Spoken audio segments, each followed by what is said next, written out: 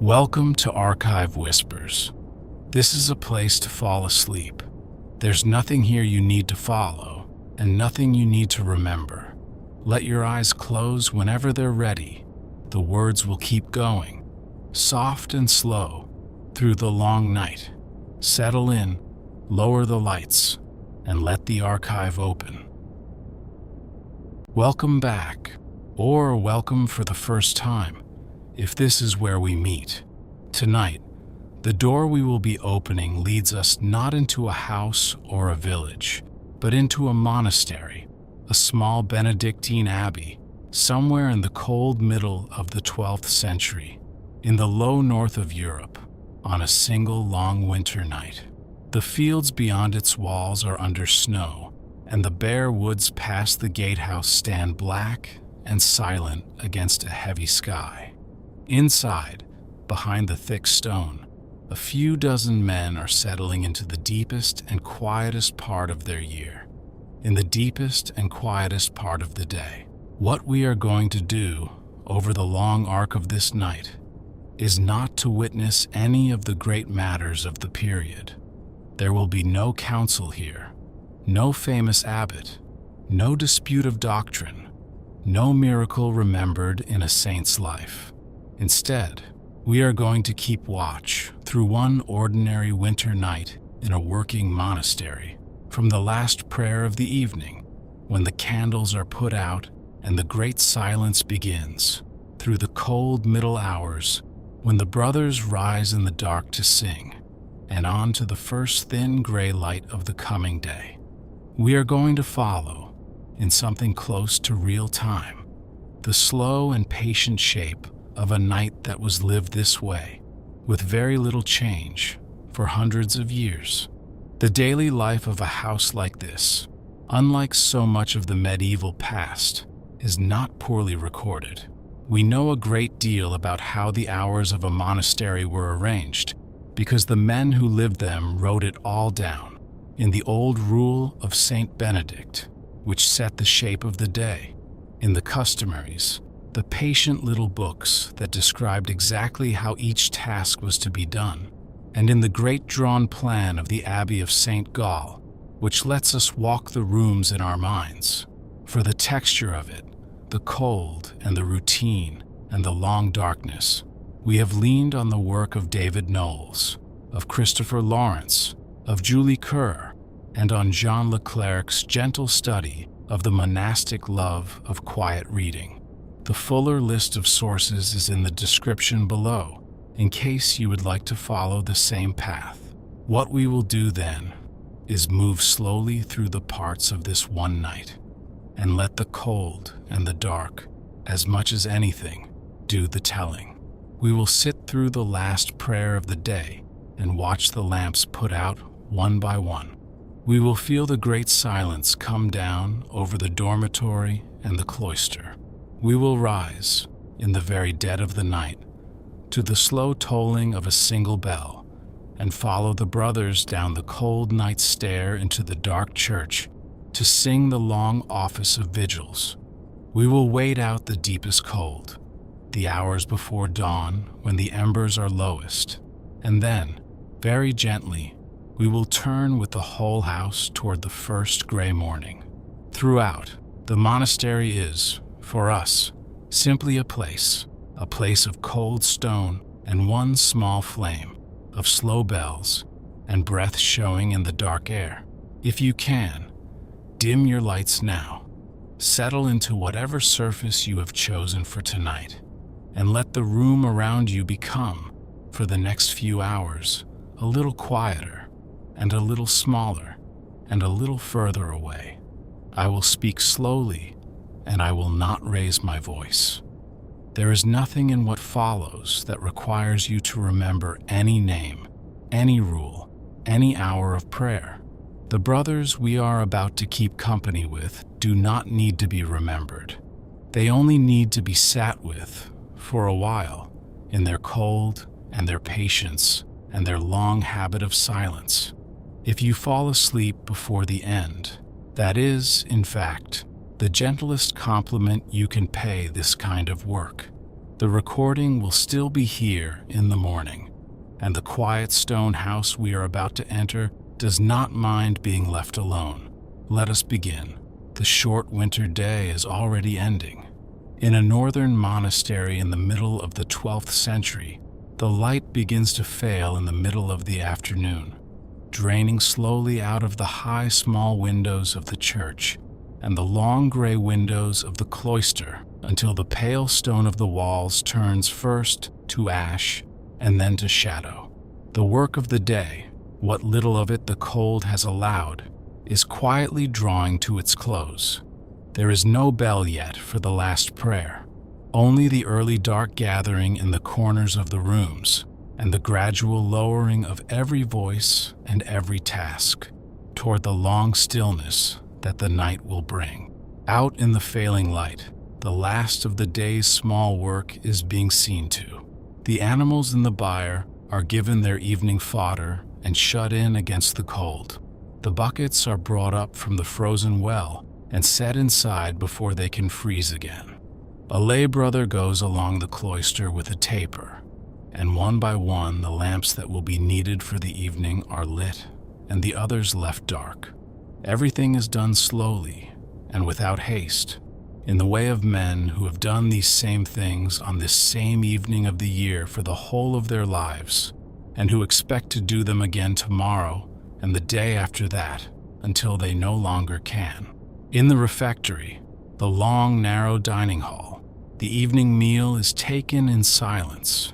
In winter, it is a small thing, a measure of bread, a little of whatever has been kept in the stores, a cup of weak ale or wine cut with water, eaten at the long bare tables by the light of a few lamps set along the wall. No one speaks. From a stone pulpit set into the wall, one of the brothers reads aloud, in a low and even voice, from a book chosen for the season, and the only sounds in the cold hall are that single reading voice, the small noise of the meal, and now and then the settling of a log in the hearth at the far end. The reading goes on until the meal is done, and then it too stops. After the meal, before the last prayer, there is a short while of gathering in the warmth. In the colder months, the brothers are allowed a little time in the calefactory, the one heated room in the whole monastery, where a real fire is kept burning through the worst of the winter. They sit close to it in the early dark, warming their hands, mending a sandal or a tool, saying nothing, while one among them reads quietly aloud, as he did at the meal, most often from the gentle old conversations of the Desert Fathers, the kind of slow and unhurried book from which this very hour took its name. It is the one openly comfortable moment of the day, and it does not last long. Then, from the tower, a single bell begins to ring, not the great peal of the day offices, but a smaller, softer tolling, calling the house to its last prayer. The brothers rise from the warmth without a word, leave the fire to burn down behind them, and go out into the cold cloister, where their breath shows pale in the lamplight. They file along the covered walk and in through the low door of the church, into a space that is almost wholly dark now, lit only by a lamp before the altar and a candle or two near the wooden stalls of the choir. They take their accustomed places, each man where he has stood for years, and the church settles into stillness. The last office of the day is called Compline, and it is the shortest and the most familiar of them all. Its words almost never change.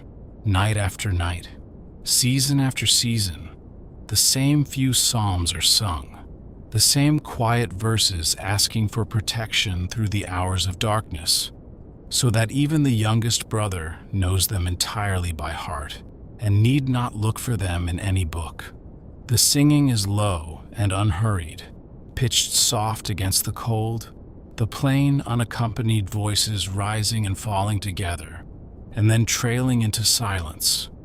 There is something in the very sameness of it, the knowledge that these exact words were sung here last night, and will be sung again tomorrow, that seems to loosen the day's small cares and let them fall away. When the psalms are sung, the abbot or the senior brother standing in his place gives the night's blessing.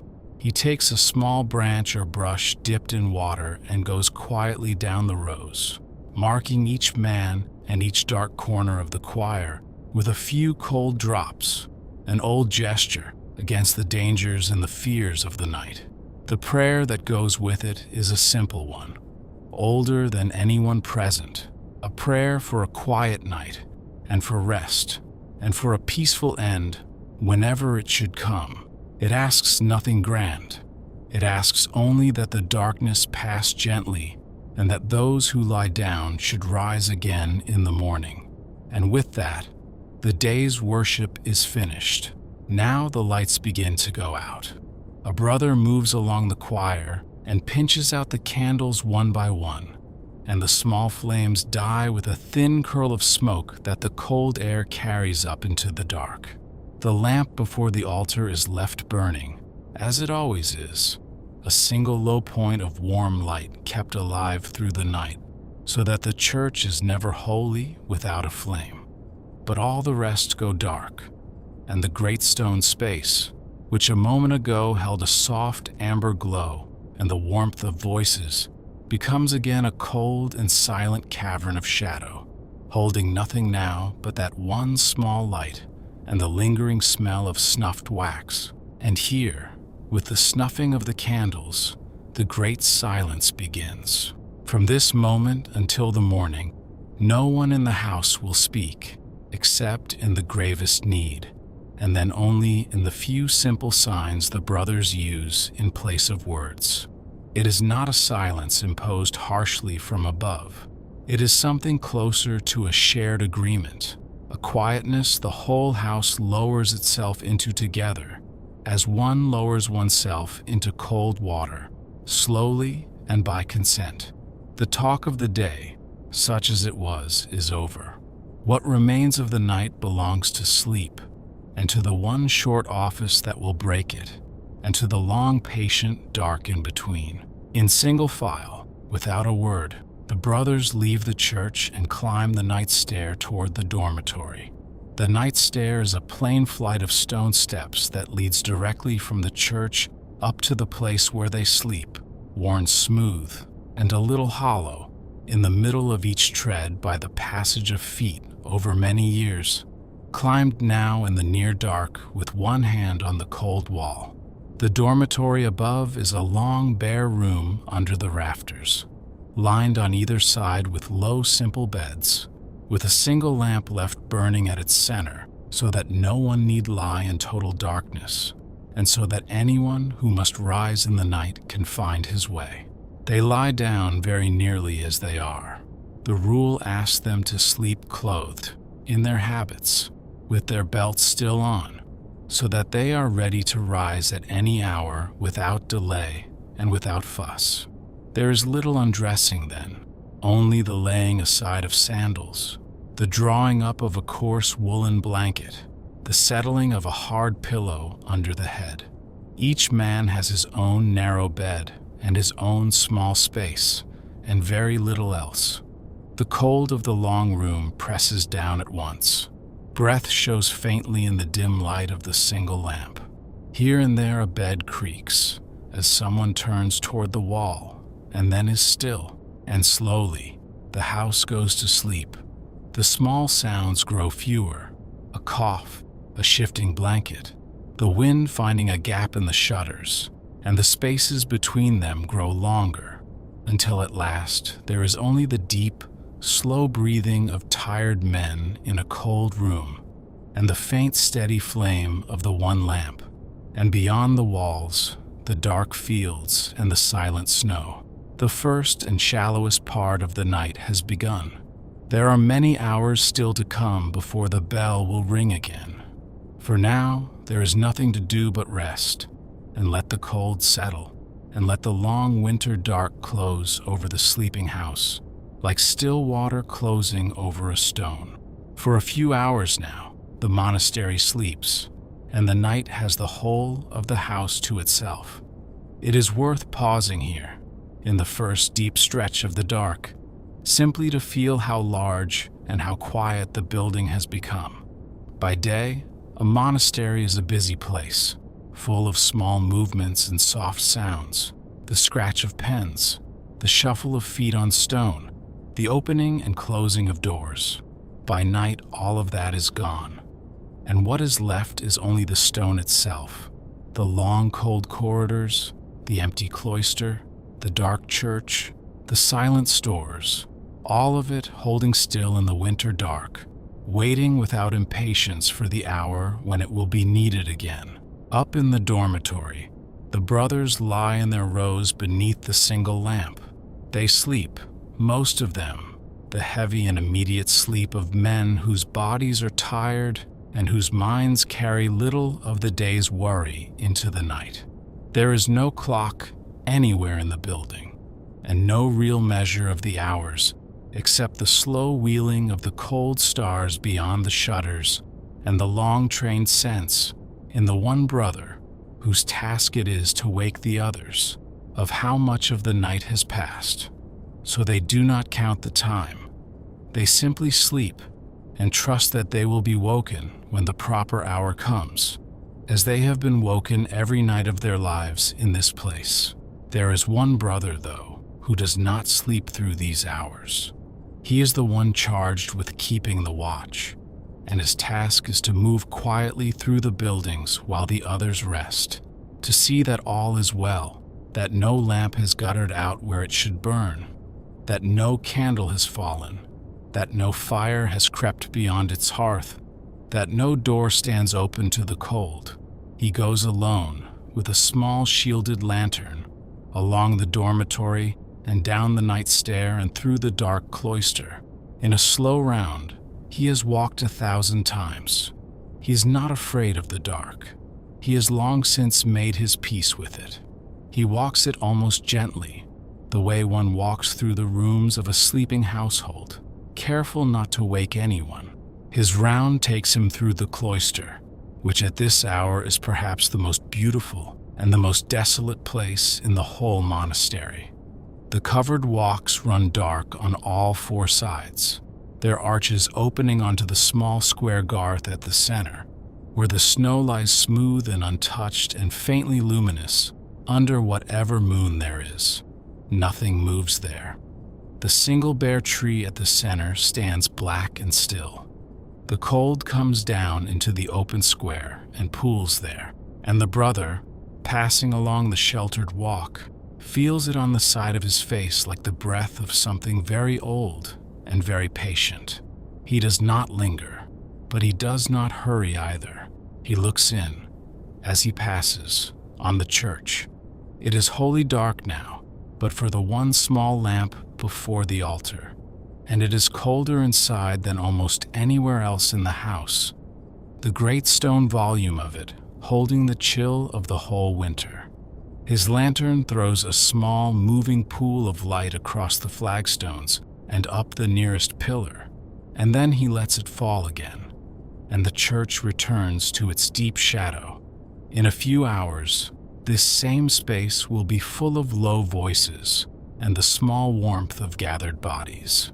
For now it waits, enormous and empty and patient, the single altar lamp keeping its slow vigil in the dark on behalf of everyone who sleeps.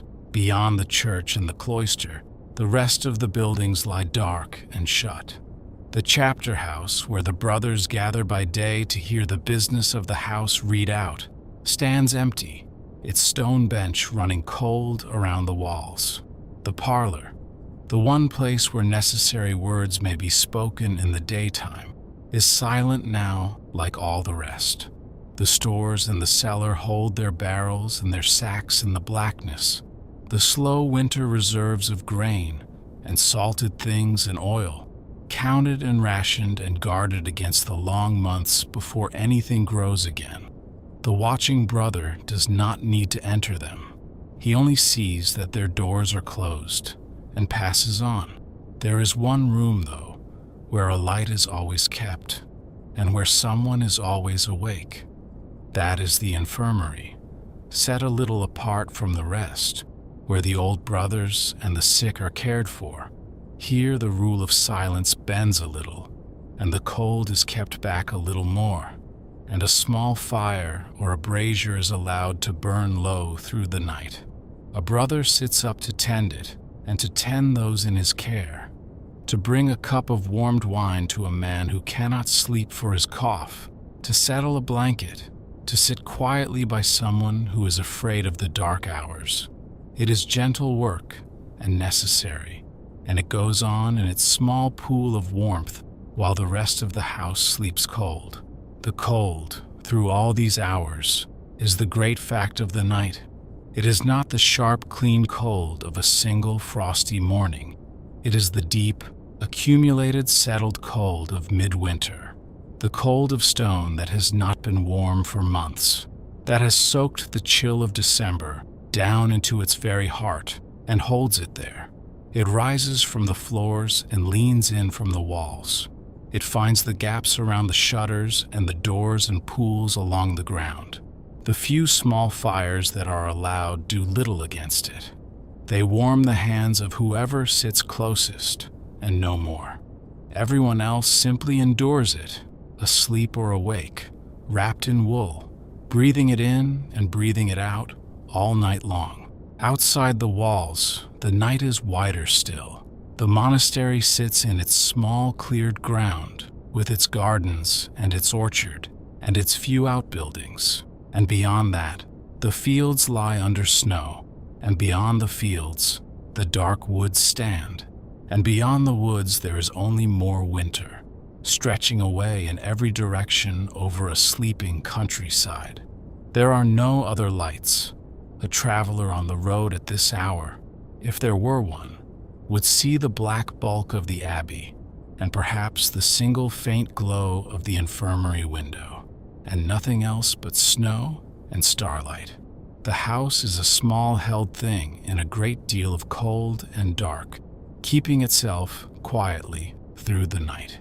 Back inside, the watching brother finishes his round and finds a place to wait. His task, as the night wears on, is to judge the hour, to know, without any clock, when the time has come to wake the others for the night office. He learns this over years, from the turning of certain stars across the window, from the burning down of a marked candle, from some inward sense of how long the dark has lasted.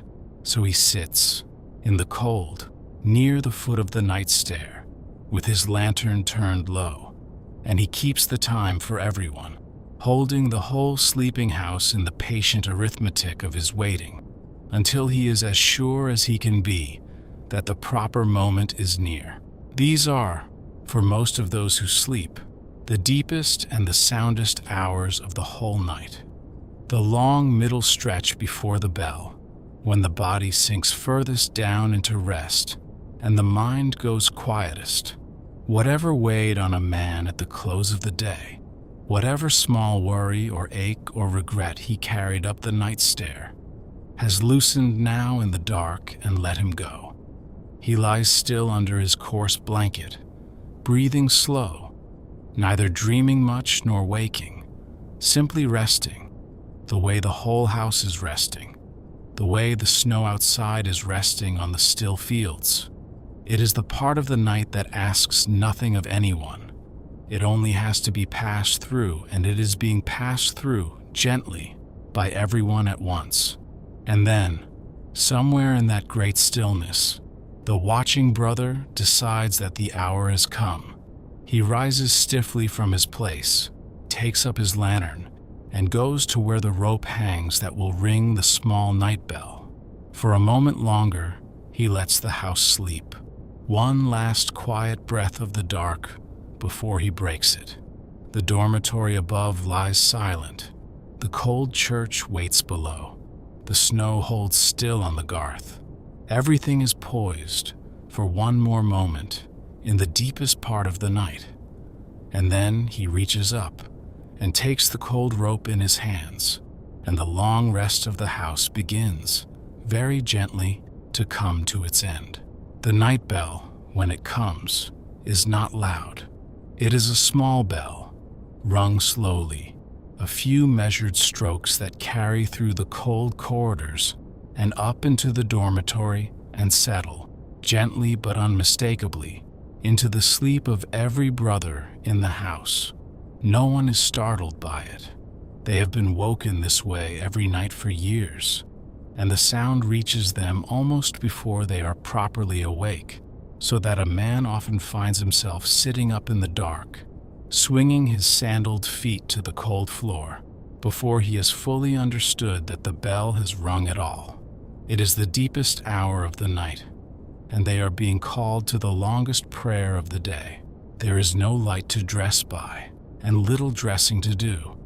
They have slept in their habits, and so they have only to find their sandals in the dark, to draw their hoods up against the cold, and to rise. There is no talking. In the dim glow of the single lamp, the long room comes slowly into motion. Dark shapes sitting up along both walls, the soft sounds of wool and leather, and the creak of the wooden beds, a stifled cough, the shuffle of feet finding the floor. It is a slow and heavy waking, the waking of men roused from the deepest part of sleep into the coldest part of the night, and they move through it quietly, by long habit, half asleep still, toward the stair. Down the night stair they go, one behind another, a hand on the cold wall, the worn steps familiar under their feet even in the dark. The stair leads them straight from their sleep into the church, as it was built to do, so that the passage from the bed to the prayer is as short and as plain as possible. They come out into the great cold space of the nave, where the single altar lamp still burns, and they find their way to the choir, to the carved wooden stalls where each of them stands in his own accustomed place. A few candles are lit now from the altar lamp and set along the stalls, and the small warm light spreads, and the dark church begins, very faintly, to wake. The office begins, as it always does, with a few quiet opening words, a request for help in the keeping of the prayer, spoken low into the cold air, and then the singing starts. This is the longest of all the night and day offices, the one the old rule calls the night watch, and it is built almost entirely of psalms, long sequences of them, chanted in turn, the two sides of the choir answering one another across the dark space between the stalls. The voices are low and plain and unaccompanied, untrained for show, pitched for endurance rather than beauty, and yet there is a deep, worn beauty in them all the same, the beauty of something done the same way, in the same place, for a very long time. If you have never heard this kind of singing, it is worth saying what it is not. It is not bright, and it does not hurry, and it does not try to move you. It moves instead in long, even, unbroken lines, each phrase rising a little and then settling again, with no sharp turns and no surprises. The words running on and on in a language most of the brothers have known since boyhood. It fills the cold church and is softened by the stone, and the sound seems to hang in the dark air above the candles before it fades. To a listener half asleep, it is less like music than like a kind of breathing, a slow, shared, patient breathing of the whole house together in the deepest part of the night. Between the long stretches of singing, there are readings. One brother goes to the lectern and reads aloud, by candlelight, a passage from a great book set there for the purpose, a portion of scripture, or a piece from one of the old teachers, chosen to fit the season of the year. His voice is the only sound in the church then, slow and even, reading into the dark, while the others sit and listen in their stalls with their hoods drawn forward. The readings are long, and the hour is deep, and it would be no shame and no surprise if a head here or there were to nod a little in the candlelight. The rule itself is gentle about this, and asks only that the brothers help one another stay watchful, without harshness. The cold, all this while, is doing its slow work on everyone. The church holds the deepest chill of the whole house, and standing and sitting still in it, in the dead of the night, the brothers feel it work its way in through the wool, into the hands and the feet, into the old joints of the older men. Their breath shows white in the candlelight with every line they sing. Now and then someone shifts his weight, or folds his hands further into his sleeves, or leans a little against the worn arm of his stall. No one complains. The cold is simply a part of the office, as much as the singing is. One more thing that is endured in common, night after night, and quietly offered up along with the words. On and on the office goes, the psalms and the readings turning over one another in their long appointed order, neither fast nor slow, filling the heart of the night. There is no audience for any of it. No one is watching. The doors are shut. The village is asleep. The snow lies undisturbed outside, and the only ears that hear this singing are the ears of the men making it, and perhaps, they would say, the ear of the one they sing to. It is prayer made for no effect and no reward, asked of no one and witnessed by no one, kept up in the cold and the dark for its own sake, simply because it is the hour, and this is the thing that is done at this hour, and has always been done. Toward the end, the long office gathers itself for its close. The last of the psalms are sung, the last reading is finished. A few final verses are answered back and forth across the choir, and then a single voice leads the closing prayer, low and unhurried, and the others make their quiet response. The sound dies away into the cold stone. For a moment, after the final word, there is a complete silence in the church, the candles burning straight and still, the breath hanging in the air, no one moving, the deep-held silence of a thing properly finished. And then, quietly, the brothers begin to stir, and to gather themselves, and to make ready to leave the choir and go back into the dark. What happens next depends on the season and the house and the hour. On the longest nights of deep winter, when the night office finishes, while there are still hours of darkness to come, the brothers may go back up the night stair to their beds for a second short sleep, a quiet interval of rest before the next bell. On other nights, when the dawn is nearer, they may stay and wait and fill the time between the offices with reading or with private prayer in the cold choir.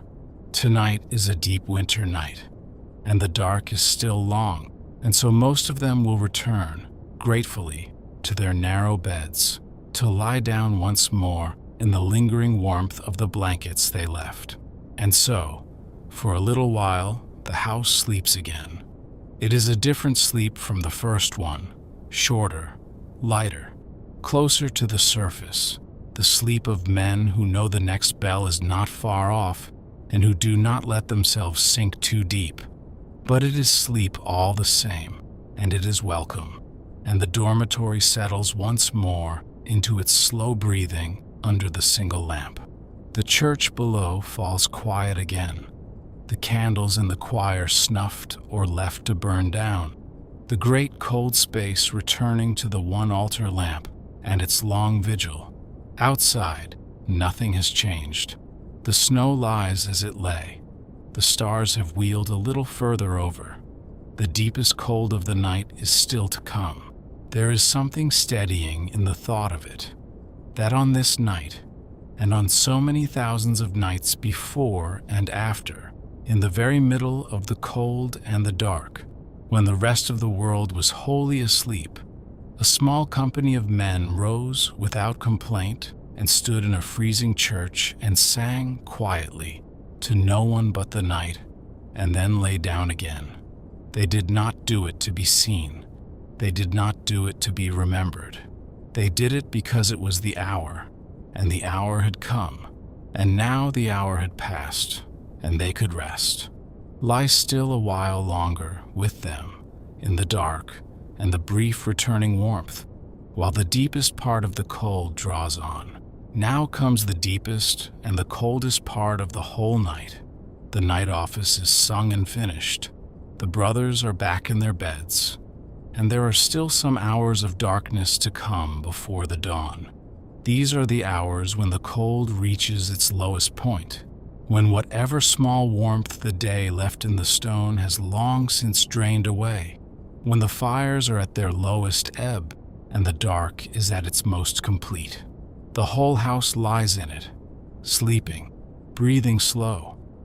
And in the great stillness, a very few quiet things go on being done, by the very few who must be awake to do them. In the kitchen, the great hearth has been banked for the night, the fire covered over with ash to keep its heart alive until morning. A brother, whose task it is, comes through in the dark to tend it, to make sure the embers have not died, to set a little fuel ready for the dawn, to see that the great pot of water that must be hot for the morning is where it should be. He works by the dull red glow of the coals and the small light of a lamp, his breath showing in the cold even here, near the warmest spot in the house. It is a small and homely task, the keeping alive of a fire through the night, and it is one of the oldest tasks there is. Near the kitchen, in the bakehouse, the work of the new day is quietly beginning before the day itself. Bread for a whole house takes time, and so the baker, or the brother, who serves as one, is among the first to be properly awake. The great oven must be heated. The dough that was set the evening before must be worked and shaped, and all of it must be ready by the proper hour. So while the rest still sleep, there is a small island of slow activity in the dark, the soft thud of dough on a floured board, the scrape of a wooden peel, the dry crackle of kindling catching in the cold mouth of the oven, the first faint smell of wood smoke and warming grain drifting out into the freezing air. Elsewhere, the rooms of the day's other work lie dark and waiting. The scriptorium, where by daylight the brothers copy and bind and letter their books, is empty now, its sloped writing desks bare, its ink frozen or nearly so in the little pots, its unfinished pages laid carefully aside under weights. No one works there in the dark. The light is too poor and too precious, and the cold would stiffen any hand past use. But the room holds the patient promise of the morning's labor, the half-copied psalter, the ruled but unwritten page, the cut quills in their jar, all of it resting in the indigo dark, waiting for the gray light and the warmth that will make the work possible again. Out in the cloister, the cold has reached its hardest point. The frost that gathered on the stone through the evening has thickened now into a heavy white rime that furs every carved edge and every rail and every leafless twig of the garth. The snow on the open square has set firm and faintly glittering under the last of the stars. If you put a bare hand to the stone of the arcade now, it would burn with the cold of it. Nothing moves. The cloister at this hour is as still and as silent and as beautiful as a held breath. The dark arches and the white frost and the dim snow all caught together in the deepest trough of the winter night. By the well in the yard, the water has frozen hard. The bucket left there earlier has a thick lid of ice across it now, and the wellhead itself is white with frost, and whoever needs water before the dawn must break the surface with a tool kept there for the purpose and draw it up half frozen. This was one of the small hard facts of every medieval winter, that water itself became difficult, that the simple business of drawing a drink or washing the hands turned, in the worst of the cold, into real labor. The brothers knew it well. They broke the ice each morning without comment, as their fathers had, as a thing the season simply asked and would go on asking until the thaw. In the byre, the animals stand close together in the dark for the warmth of one another's bodies. A monastery of any size kept beasts, oxen for the plow, a few cows, sheep, the working animals on which the whole house quietly depended. And through the winter nights, they were shut in their low timber stalls, out of the killing wind. The byre is one of the few genuinely warm places in the whole place at this hour, warm with the slow heat of living animals and the banked sweetness of hay and straw. They are mostly still now, dozing on their feet or lying folded in the dark, breathing their great slow breaths, shifting now and then with a soft, heavy sound, waiting like everything else for the light. Back in the infirmary, the long night is hardest of all. For a young brother in good health, the cold and the broken sleep are only a discomfort, soon forgotten. For an old man or a sick one, the deep hours before dawn can be a long ordeal, the time when fevers climb, when old pains wake, when the body is at its lowest and the dark seems to press in closest. So the brother who keeps the infirmary keeps it most carefully now. He feeds the small fire and warms a little wine or broth, and sits beside whoever is wakeful and speaks low, if speech is needed, or simply stays near in the gentle light. It is quiet, patient, unglamorous mercy, done in the worst of the cold for those who most need it, and the rest of the house simply sleeps through it, down at the very bottom of the night. This is the hour, somewhere in the dark stretch before the dawn, when human sleep is at its very deepest and heaviest, when the body has given itself over completely and the mind has gone almost wholly dark. The brothers in the dormitory lie utterly still beneath their blankets, their breathing long and slow and even, the cold held at bay by wool and by the nearness of one another and by the sheer depth of their rest. Whatever the day will ask of them, it has not asked it yet, for now there is only this, the deep, complete animal rest of tired bodies in a cold room, in the last and darkest hour before the turn. If you are still with me, and not yet asleep, this is perhaps the gentlest part of the night to rest in. There is nothing happening now that needs your attention.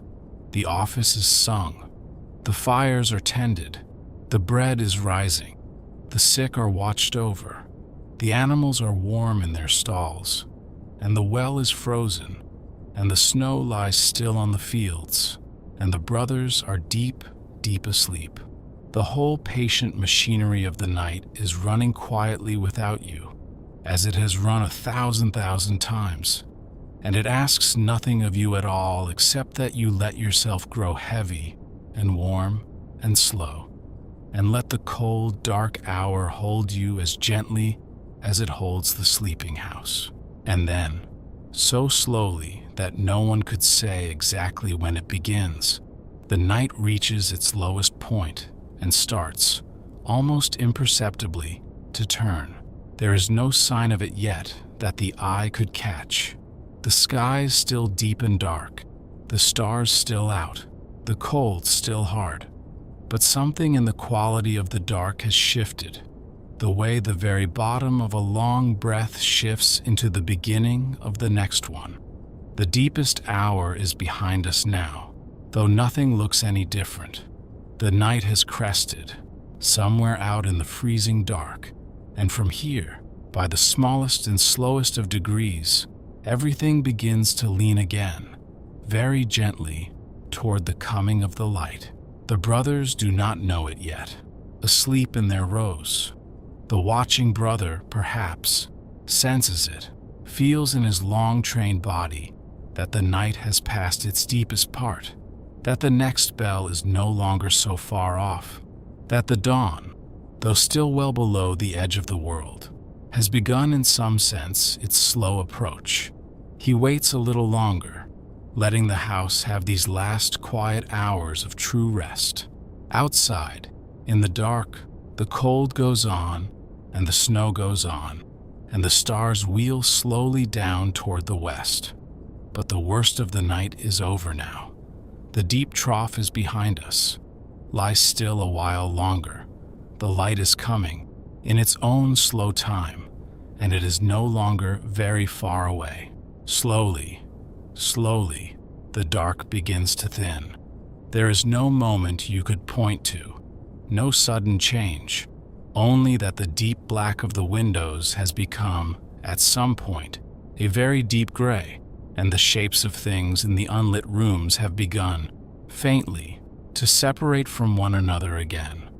The cold is still hard, perhaps harder than ever, for the coldest part of a winter day so often comes right at the edge of the dawn.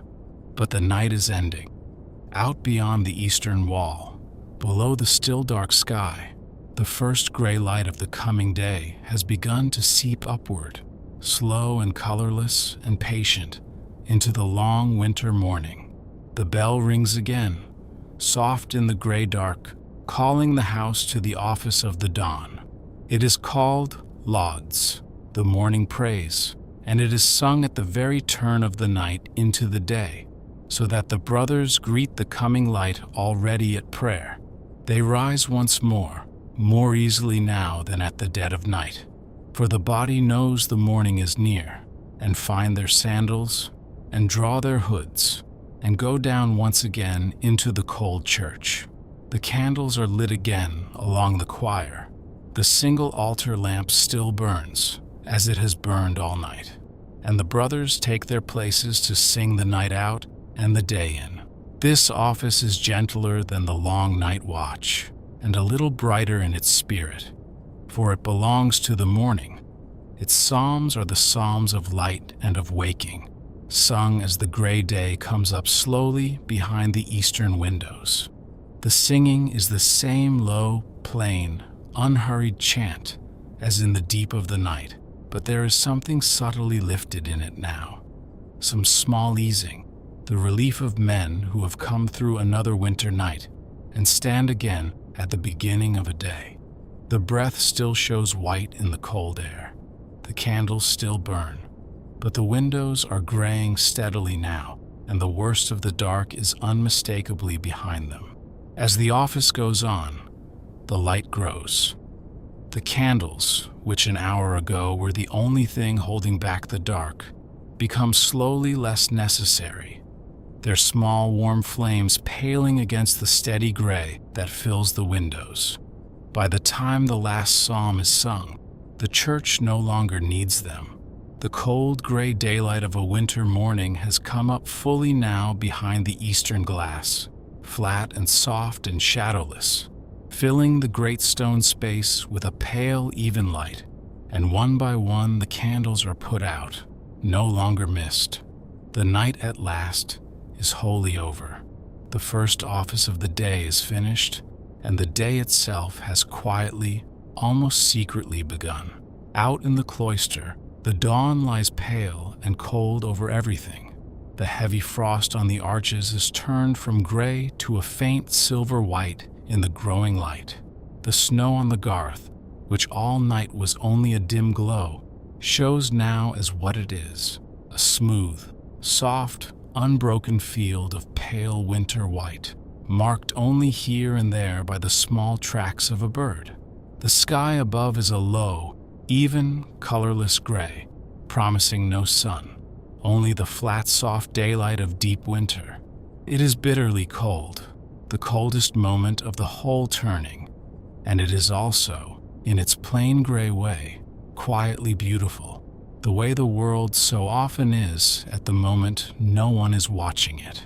And now the slow, ordinary business of the morning begins to gather. The frozen well is broken open. The kitchen fire is built up from its banked embers into a proper blaze, and the warm bread comes at last out of the oven. The animals are let out into the cold yard or fed where they stand. The brothers, between the morning offices, go quietly about the first tasks of the day, the small, repeated, necessary work that holds a place like this together. None of it is hurried. None of it is loud. It is only the gentle resumption of the daylight life of the house after the long-held breath of the night. The same life, the same tasks, the same cold as yesterday and as the day before. It is worth staying with that thought. As the gray light strengthens, the sheer patient sameness of it all. This night that we have kept, hour by hour, from the last prayer of the evening through the deep cold watches to the first gray morning, was not a special night. Nothing happened in it worth recording. It was simply one winter night among thousands, lived exactly like the one before and the one after, in a house whose whole purpose was to keep that unchanging round of prayer and work and rest turning, steadily, through every season and every year, for as long as there were men willing to keep it. There is a deep quietness in that, in a life made entirely of ordinary, repeated days and ordinary, repeated nights. If you are still awake, you may notice that the light in your own room has not changed, that it is still whatever hour it was when we began, that only the night in the story has turned toward morning. That is as it should be. You are not meant to follow this all the way to its gray dawn with your eyes open. You are meant, somewhere along the way, to have let go, to have drifted off in the dark church, or the warm byre, or the deep middle hours, and left the brothers to keep the rest of the night without you. If you are still here, there is no need to stay. The morning in the Abbey will come whether you witness it or not. Let your eyes close. There is nothing left that you need to see. The gray morning broadens over the Abbey.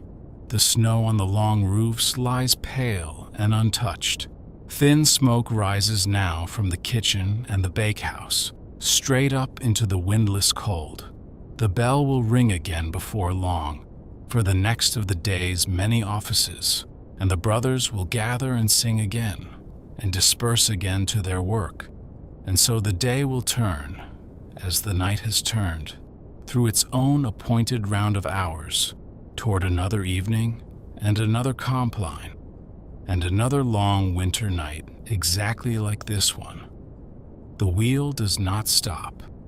It was turning long before this night, and it will go on turning long after, slow and steady and quiet, through the deep heart of the winter.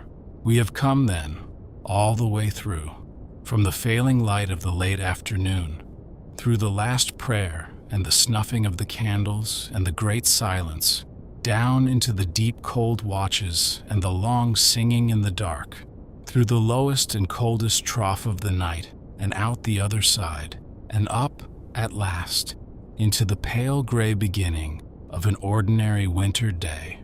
It was a small journey, through one ordinary night, in one ordinary house, a very long time ago. Nothing in it was remarkable, and that, perhaps, was the whole of its quiet value, that it asked nothing of us but to be still and to keep company for a few hours with the patient, unremarkable passing of the dark. So let us leave them there, the brothers of this small gray house, going quietly about their mourning in the cold. They do not need us any longer, if they ever did. The fires are lit, the bread is baked, the snow lies bright on the garth, and the day, such as it is, has begun. They will keep it as they kept the night, slowly, plainly, without complaint, 1 hour at a time. And tonight, when the short winter day fails again, they will gather once more in the failing light, and put out the candles, and lie down in the cold, and begin the whole long patient round of the dark again, exactly as we found them. There is great rest in that thought. Let it carry you the rest of the way down. The light is up now, flat and gray and gentle over the snow. The night is finished. There is nothing more to keep watch over, nothing more to wait for, nothing more that needs doing tonight. The brothers are at their mourning. The fires are warm, The long cold dark is behind us, and all is quiet, and all is well. Rest now, wherever you are. Let the gray morning settle over the abbey without you. Let the snow lie. Let the small flame go out. The night kept itself, as it always does, and it has brought us safely, once again, to the soft beginning of the day. Sleep well, breathe slow, and let the quiet have you all the way down into the deep and dreamless rest of the winter dark.